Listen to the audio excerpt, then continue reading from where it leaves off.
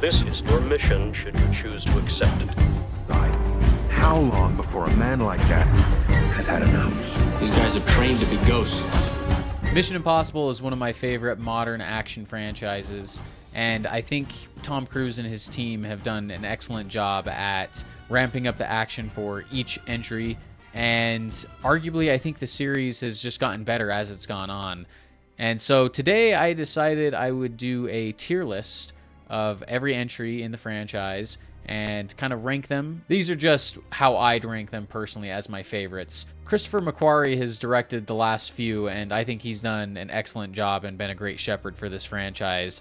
He's continuing with the franchise as well. He'll be doing Dead Reckoning Part 2, which I guess it's no longer going to be called. It'll be a new title because Dead Reckoning Part 1 is now officially just going to be Dead Reckoning, which I think is the right move. It'll not confuse audiences as much and make them think they have to see part 1 in order to see part 2.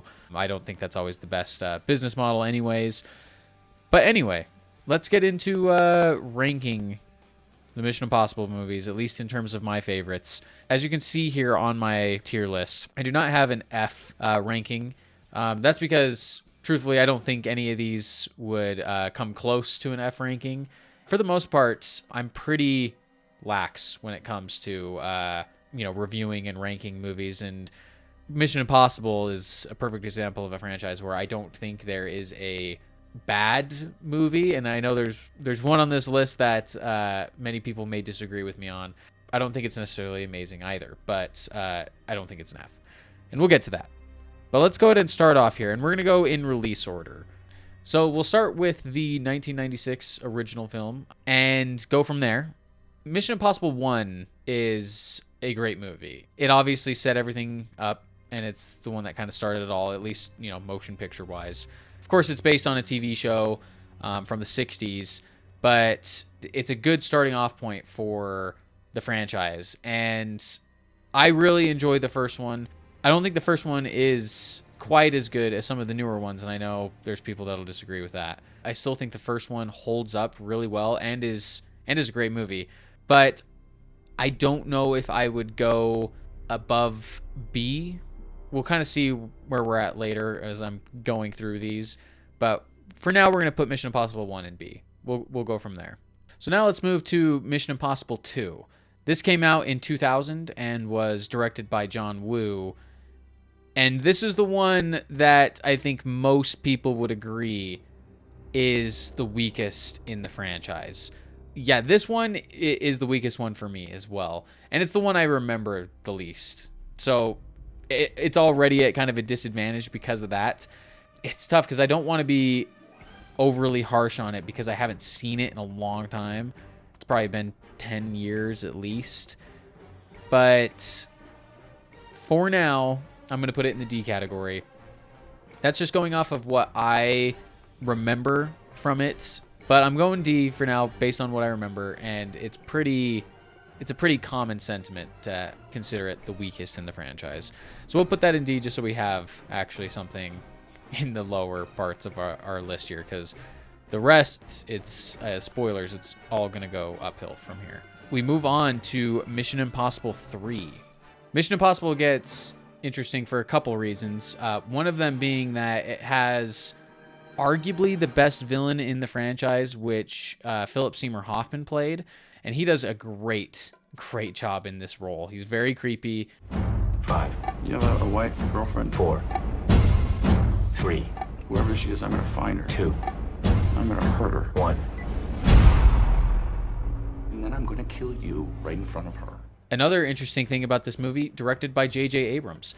And it's really fascinating, actually, because as we'll see going through this list, Mission Impossible has quite the lineup of directors throughout its lifespan. Because the first movie was directed by Brian De Palma. The second movie, John Woo. Third movie, we got J.J. Abrams. And then we got Brad Bird with the fourth one, and then Christopher McQuarrie for the rest. But that's a pretty stacked lineup of directors for one franchise. Mission Impossible, it's like that's a pretty crazy list of directors you got there, and a lot of them kind of getting their start through it too, like J.J. Abrams. This one also, for me, introduced Benji Dunn, played by Simon Pegg, and Simon Pegg, just straight up is one of my favorite actors. I love the guy, so I'm a little biased when it comes to Simon Pegg and his character Benji Dunn. He's just so good, and this is his introduction. We also get some other great moments in this movie. This one, I think, goes high B. It goes above the first one for me. And it's teetering on an A. Like, it could potentially go in the A category as well. I'm mostly trying to keep this a little spicy in terms of where I'm going to be ranking everything, because I don't want everything to be in the same category. I know that's kind of dumb. If they belong in the same category, they belong in the same category. But we're gonna keep going here, and then we can always go back. We go to the fourth entry, directed by Brad Bird, who directed The Incredibles. I believe his first live-action movie, Ghost Protocol. Ghost Protocol was my first Mission Impossible in the theaters. The other ones I watched, just at home on DVD. My dad owned them. But Ghost Protocol was the first one that me and him went to the theaters together. Ghost Protocol is really special to me for that reason. And it's actually also one of the first DVDs I owned personally. I think I asked for Christmas or something because I loved the movie so much. This one brings in Jeremy Renner, who becomes a part of the series going forward. We also have a couple characters that we haven't seen since Ghost Protocol, which is interesting. But Ghost Protocol, up until more started coming out, was by far the best in the franchise for me. And so Ghost Protocol is an easy A. I love Ghost Protocol. But as I was saying earlier, I think Mission Impossible is one of those series that only mostly gets better. So that brings us to our next one, which is Mission Impossible Rogue Nation. This introduced Christopher McQuarrie, his first movie in the series, and Rogue Nation, for me, is my favorite Mission Impossible. I just remember it blowing me away at the time because I was such a fan of Ghost Protocol, and for Rogue Nation to come out and top it for me just blew me away at the time, because I didn't think it would have been possible because I loved Ghost Protocol so much. But Rogue Nation is so good. We get Rebecca Ferguson introduced into the series, who is now a lot of people's favorite character. And not only that, but it has some of my favorite sequences in the entire series. We get the opera house scene, which to this day I think is my favorite sequence in the entire series. Tom Cruise fighting up in the rafters with the knife, Rebecca Ferguson with the sniper, waiting for the crescendo of the music. Such a classic scene. And of course, we also get the insanity of Tom Cruise hanging off the side of a plane. The man is nuts, and it's a big part of why we love this franchise so much. Yeah, Rogue Nation for me is gonna go the top so far, putting it in S. Amazing movie. Let's go on to our next one. We have Mission Impossible Fallout. Now, this was the one that starred Henry Cavill in it. And I'm going to give some brief spoilers for the movie, so if you haven't seen it, just fair warning right now, skip ahead. Henry Cavill in this movie is the bad guy, and that was something I wasn't expecting. In a lot of the promotional material, they made it seem like he was going to be a new member of the team, of the squad, and he ends up being the bad guy. And I think he did a great job. There's also Solomon Lane, who is introduced in Rogue Nation, and he appears in Fallout as well. Solomon Lane I actually really like. Henry Cavill brought something special to the franchise as a villain for me, because he was an equal physically to Tom Cruise, if not even more powerful physically.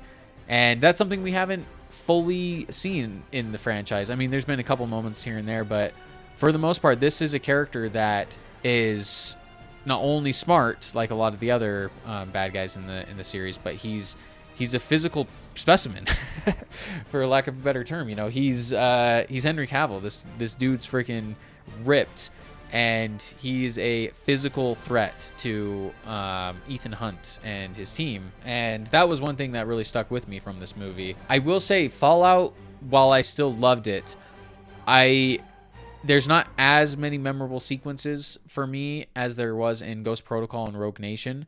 And so for that, it's going to go right below Ghost Protocol. Now, keep in mind, still love this one. Still absolutely love it. But there's the great sequence, the diving out of the plane, which was, I think, the big stunt for Fallout. And then we get the arm cock. That sounds so bad. We get the arm pump from Henry Cavill, which is a classic at this point, and see it in GIF form all the time. Yeah, Fallout, great movie. It's going below Ghost Protocol for now, though, which now brings us to the 7th entry and the most recent entry in the franchise, Dead Reckoning Part 1, or as we should now call it, just Dead Reckoning. This one blew me away as well. Like I was saying earlier, I just think this franchise just builds upon itself. It's just gotten so good, and are up there for the best modern action franchises. So Dead Reckoning, when I saw it in theaters, had so many great moments. The moment with Tom Cruise and Haley Atwell in the car driving around, I believe it was Italy. Such a fun sequence, and it was great seeing Tom Cruise play, a little more vulnerably in those moments where, he tries to do something at one point and it doesn't work out, and you can tell he looks a little embarrassed next to Haley Atwell, and, they're handcuffed together. I just thought that was such a fun, unique sequence, something we hadn't really seen in this series. And Haley Atwell brings some great new blood to this franchise. She is awesome in this movie, and I'm excited to see her in this franchise more. I'm going to give some quick spoilers for Dead Reckoning real quick, so if you haven't seen it, maybe just skip forward just a tiny bit. It's presumed that, Rebecca Ferguson's character may be dead in this movie, which I know there's a lot of people out there that think she's still alive, which very much could happen. I mean, we're talking about a franchise where people can digitally recreate people's faces where nobody can tell that it's them. So anything can happen. But if she is actually dead, that would be a pretty big disappointment, only because she's such a great character. Yeah, but Dead Reckoning I thought was absolutely awesome. And so for me, it actually goes to S, second place, right behind Rogue Nation. And now, looking at this tier list, I think this is good. I think this is what I would say in the order I'd rank them. Give or take a little bit of the grades. The grades aren't as important to me. Like 2 being Indeed just feels a little mean to me, and I know people don't like that movie as much, but I don't know. I could easily move it to C, and it wouldn't bother me that much, but we're gonna leave it in D. Yeah, this is pretty much how I'd rank it. Going from bottom to top, I'd have Mission Impossible 2 in 7th place, the first film in 6th, Mission Impossible 3 in 5th place, Fallout in 4th place, Ghost Protocol in 3rd, Dead Reckoning Part 1 in 2nd, and Rogue Nation as my number 1. So yeah, I'm curious how you guys would rank this franchise. Let me know in the comments. What's your favorite film? What's your favorite stunt? Who's your favorite character? Who's your favorite member of the team? There's so many great actors in this franchise, and the team is classic. Tom Cruise, Rebecca Ferguson, Simon Pegg, Ving Rhames. And so, yeah, let me know what you think and where you would rank these movies. This is just a fun tier list. Nothing to be taken too seriously. If you disagree, that's totally fine. Yeah, this was fun. Let me know what you think, and I'll see you guys next time. Hey everyone, hope you enjoyed this episode of Tales from the Cinema. I plan to do more content like this, so please consider subscribing, liking, and sharing. And feel free to leave a comment below and following me on social media at Tales from Cinema on Twitter and Tales from the Cinema on Instagram. It would be much appreciated. Thanks for watching everyone, and I'll see you next time.